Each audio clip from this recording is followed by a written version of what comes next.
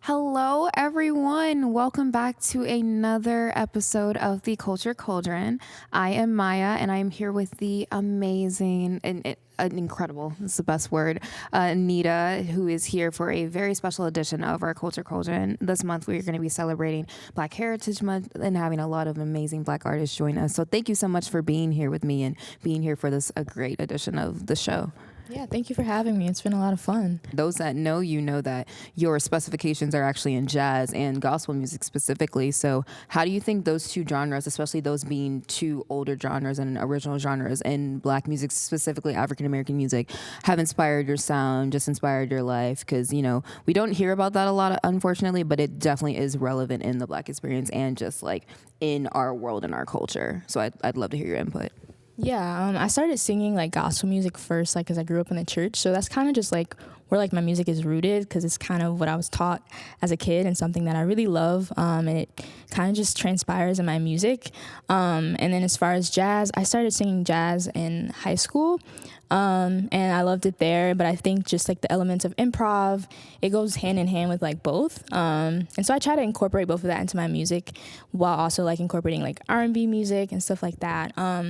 And so, yeah, that's kind of how economics is for me. Well, that's amazing. I mean, especially what you said about improv, you know, call to action is so important in our music and just like in our world in general. So like I definitely saw that in the performance, which everyone will be seeing and like living for. So that was really great to see. And then in terms of collaboration, because we had two people join you, Xander, who's an incredible guitarist and producer. Hi, Xander.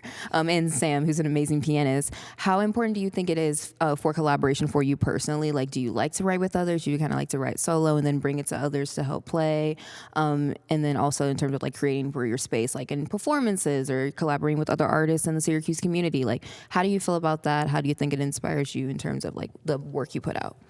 Yeah, I think collaboration is super important for me. I would definitely like to do more of it. I guess for me, I like start off with like lyrics and melody, and I'll put like some chords, but then I'll probably bring it to like Sam or like Xander or somebody. That's what I did with like this original, and just kind of like have them like add anything like to just make it like, I guess, like spice it up. I like that. So yeah, that's kind of how like the process of me like writing goes.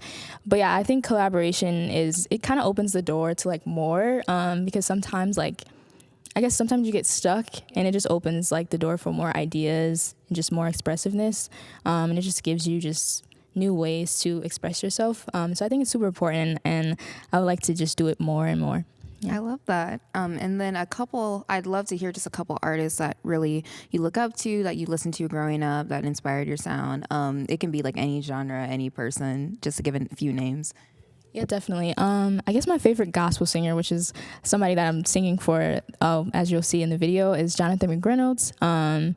I just love him because he doesn't sing like traditional gospel music, but he like makes it so that like everybody can listen. And it's not just for like Christians, but I feel like he really shows his humanity and like is super transparent with like what he's going through, and uses his faith as a solution, which I think is super important and something that I use in my own music, as you'll hear. And then I also love Tori Kelly.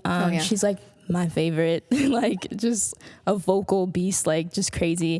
And then also Whitney Houston. She's probably like my fave, right. Like ultimate favorite. Listen to her all the time, and her technique is just crazy. So yeah, she's like probably my absolute favorite. So I mean, the voice is a great favorite to have. Yes. And then you actually were talking about Jonathan McReynolds, who I like as well. And I think one thing that's really great about him is he's really bringing a lot of people to gospel music that may not have listened to it prior, especially just with the industry always being very secular. It's great to see a little bit of a change, but how does it feel really kind of singing gospel and singing music related to a religion or related to Christianity, kind of going to the industry, but also including some secular music and also writing your own music, if that makes sense? Yeah. I guess it kind of gets confusing for me because I sing gospel, but I sing like R&B and I sing jazz. But I guess I'm just currently trying to find a way to kind of like mix them all together. Because I think just like with gospel music, something that I see in gospel music is that sometimes it just doesn't do well with like relating to like everybody and reaching like everybody and not just like one specific audience. And so I guess for me, like I want to be able to expand it to like everybody, but also just in a way where it incorporates, like I said, like R&B and jazz. And I think like, yeah. Okay, well, final question, just quick wrap up. Where can we find you? What's coming next for Anita? What can we get excited for in your world and in your music? Yeah, so you can find me on Instagram, Anita Frasier, and then I'm also on Facebook if you use Facebook, Anita Frasier, and then also like I have a single that I dropped like back in February on Spotify, and it's under Anita Frasier again, so you can check that out. And as far as new music, I'm looking to drop some music later this year, so stay tuned for that. All right. Well, thank you so much for joining us. We were so happy to have you, and yeah, thank you. It was amazing. Thank you for having me. Thanks, guys.